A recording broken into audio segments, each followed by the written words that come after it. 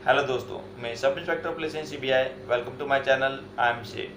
पिछले 2 हफ्तों से मैं काफ़ी ज़्यादा बिजी था, इसलिए आप लोगों के लिए कोई नई वीडियो मैं नहीं बना पाया। पर इन 2 हफ्तों में 2 चीज़ों पे आप लोगों के साथ मैं बात करना चाह रहा था। पहली चीज़ तो है 2019 का जो एसएससी सीजीएल का स्कोर आया है, और दूसरी चीज़ है 2020 के लिए जो डेट आ गई है। अब जो 1 महीने करीब जो बचा हुआ है, उसमें आप लोगों को कैसी तैयारी करनी चाहिए। मैंने जब 2016 में पेपर दिया था, जिससे मुझे सीबीआई मिली, तो उस टाइम मैंने कैसे तैयारी करी थी, क्या मेरी स्ट्रेटजी थी, वो भी आप लोगों के साथ मैं शेयर करूंगा। और क्या उस टाइम मुझे लगा था कि मैं करता तो मेरा ज़्यादा स्कोर आता। तो उससे पहले मैं ये बात कर लूँ कि 2019 का जो स्कोर आया है उसके ऊपर मेरे क्या विचार हैं। तो 2019 का जो स्कोर आया है वो काफ़ी ज़्यादा शॉकिंग रहा है। इससे पहले जितने भी सीजीएल के स्कोर जो मैंने देखे हैं, उसमें कभी मैंने नेगेटिव में स्कोर नहीं देखा था, और ये पहली बार शायद हुआ है कि नेगेटिव में स्कोर गया है। और इतना तो कभी भी नहीं गया होगा। -572 यानी -572 तक मैं स्कोर देख रहा हूँ 200 में से मैथ्स में। तो ये किस तरह का स्कोर है, इसमें किस तरह की नॉर्मलाइजेशन हुई है। मेरे हिसाब से ऑलरेडी इसके ऊपर केस हो चुका है, अगर नहीं हुआ तो कोई ना कोई इसके ऊपर कर देगा। उसके बाद ये कितना एक्सटेंड होगा ये तो कोई नहीं बता सकता। अगर 2020 एसएससी सीजीएल की बात करें तो उसमें अगर सेम नॉर्मलाइजेशन मेथड यूज होगा तो एक चीज़ मैं आप लोगों को कह सकता हूँ कि उसमें उसी का होगा जिसकी किस्मत अच्छी होगी। तो अगर आपको लगता है कि आपकी किस्मत बुरी है तो आप ये वीडियो यहीं पे छोड़ सकते हैं, क्योंकि आपकी किस्मत कैसे बदले ये तो मैं नहीं जानता। पर वीडियो छोड़ने से पहले आप लोगों को ये श्योर होना चाहिए कि आपकी किस्मत इतनी ज़्यादा बुरी है कि आप उस बच्चे से भी ज़्यादा अनलकी हो जिसको पढ़ाई करने का ही नहीं मौका मिला, जो बचपन में भी मजदूरी कर रहा था और आज भी मजदूरी कर रहा है, ग्रेजुएट भी नहीं हो सका, और पेपर देना तो कोई मतलब ही नहीं रह जाता अगर ग्रेजुएट ही नहीं है सीजीएल का। तो आपको अगर लगता है आप उससे भी ज़्यादा अनलकी है तो आप ये वीडियो यहीं छोड़ दीजिए, आपसे सीजीएल नहीं होगा। पर जो बाकी के जो लोग बचे हुए हैं, जिनको लगता है कि उनकी किस्मत इतनी बुरी तो नहीं है और वो ट्राई कर सकते हैं, तो उनको भी मैं एक और चीज़ कहूँगा कि आपको अगर जल्दी से जल्दी नौकरी चाहिए तो शायद एसएससी सीजीएल इस वक्त आपके लिए सही ऑप्शन नहीं होगा।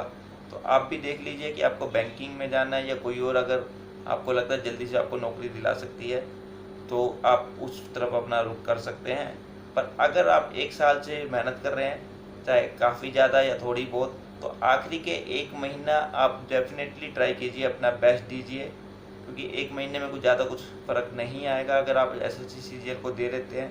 खासकर अगर आप 1 साल से तैयारी कर रहे हैं तो इस 1 महीने में किस तरह की तैयारी करनी है, क्या मैंने किया था उस टाइम जब मैंने पेपर दिया था 2016 में। तो इसमें आपको मैक्सिमम मॉक टेस्ट लगाने हैं। रोज़ आप 2 से 3 मॉक टेस्ट लगाइए, जिनमें से एक मॉक टेस्ट जो होगा वो पिछला प्रीवियस एग्ज़ाम में से होना चाहिए। पिछले के 15 के बाद से आप पकड़ लीजिए, जितने भी एग्ज़ाम हैं प्री के पकड़िए, और मैथ्स के और इंग्लिश के तो आप मेंस भी लगा सकते हैं। 18, 19 इस तरह के जो 2 आखिरी के हैं। इसमें आपको ये देखना है कि आप जो है जिस तरह का एग्ज़ाम है उसकी प्रेशर हैंडलिंग सिचुएशन को अभी फेस कीजिए। जैसे कि अगर मैं अपनी बात करूं तो मैं ऑनलाइन के मॉक टेस्ट नहीं लगाता था, जबकि ऑनलाइन एग्ज़ाम उस टाइम हो गया था 2016 में। तो जब मैंने एक्चुअल में दिया तो मुझे लगा कि अगर मैं ऑनलाइन मॉक टेस्ट लगाता तो मेरा ज़्यादा स्कोर आता। तो यानी अगर आप ऑनलाइन मॉक टेस्ट लगाते हैं तो आपको ज़्यादा वैसी सिचुएशन हैंडलिंग का आइडिया लग जाएगा जो आप एक्चुअल में एग्ज़ाम में देंगे। अब अगर आप उस तरीके से नहीं करते हैं, जो कि आपको करना चाहिए वैसे, तो अगर आप पेन पेपर वाला मेथड यूज़ करते हैं, जो कि मैंने किया था, तो वो थोड़ा सा कम बेनिफिट देगा आपको। लेकिन उसमें भी आपको करना वही है, आपको एक साइड में वॉच लगानी पड़ेगी, टाइमर के साथ अपने इसमें लगा लीजिए आप मोबाइल में, और आपको देखना आपका हर एक सेक्शन कितनी मिनट्स में होता है, कि आप 7 मिनट देते हैं, 8 मिनट देते हैं, 10 मिनट देते हैं रीजनिंग पे, इंग्लिश पे, मैथ्स में या जीएस पे। आपको देखना कि आप हर सेक्शन पे एवरेजली कितना कम टाइम दे सकते हैं, ताकि आप मैक्सिमम स्कोर कर सकें। इससे होगा क्या, आपको पता होगा जब एक्चुअल में एग्ज़ाम आप देंगे तो आपको कितना टाइम किस में लगता है, आप उस हिसाब से वहाँ पर दे सकते हैं। इससे आपको ये भी आइडिया हो जाएगा, मान लीजिए जीएस की बात है तो आप अगर उसमें तुक्के भी मारते हैं तो आपके उसमें 30 बन जाते हैं या 35 बन जाते हैं, 40 बन जाते हैं। तो आपको देखना होगा कितने तुक्के मार के आपको कितना स्कोर बन जाता है अगर आप तुक्के मारते हैं, क्योंकि जीएस में थोड़ा बहुत तुक्का मारना पड़ जाता है। इसके अलावा आप एनालाइज ज़रूर कीजिए। आप ये नहीं कि आप 3 लगा रहे हैं, 4 लगा रहे हैं, 5 लगा रहे हैं मॉक टेस्ट दिन में और एनालाइज नहीं कर रहे हैं, तो वो जो है वेस्ट है। क्योंकि आप जब जीएस का क्वेश्चन की अगर बात करें, आपको लग रहा है इन 4 में से 2 हैं, 2 में से आप 1 पे टिक मार्क कर देते हैं, और वही क्वेश्चन अगर एक्चुअल में आ जाता है तो आपको ये भी याद नहीं रहेगा कि आपने पिछली बार जब तुक्का मार के सही कर दिया था तो किस बेस पे तुक्का मारा था और किसको आपने राइट क्लिक किया था। तो आप जब एनालाइज करते हैं तो डिस्क्रिप्शन में पढ़िए उसके बारे में कि क्या दिया हुआ है, क्योंकि एग्जैक्टली अगर क्वेश्चन आ जाता है तो अच्छी बात है, अगर नहीं आता तो आपको उस टॉपिक का कुछ आइडिया होगा कि ये लिखा हुआ है। ये तो हो गया जीएस का। रीजनिंग में आप मैक्सिमम पुराने पेपर लगाइए, उसी से हो जाएगा। नए भी आप साथ में लगा सकते हैं उसके साथ, तो रीजनिंग तो आपको स्पेशल कुछ बताने की जरूरत है नहीं। इंग्लिश में वोकैब की बात करें तो एक लॉन्ग मेथड है उसको सीखने का, वो मैंने एक वीडियो में आप लोगों को बताया था। और शॉर्ट मेथड ये है कि आखिरी के दिनों में आप रट लीजिए जितना भी आपसे रटा जा रहा है, क्योंकि वो आपको 1 या 2 दिन ही याद रहेगा।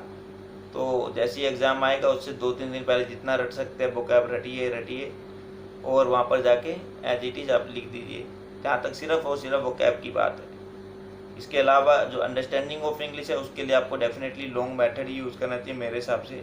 इसके अलावा जिस तरह का मेंस का एग्ज़ाम आता है इंग्लिश में, उसमें आपकी अंडरस्टैंडिंग जो है काफ़ी ज़्यादा बेटर होनी चाहिए इंग्लिश को लेके, और उसका एक लॉन्ग मेथड ही है, वो मैं ऑलरेडी आपको अपनी एक वीडियो में आपको बताया था।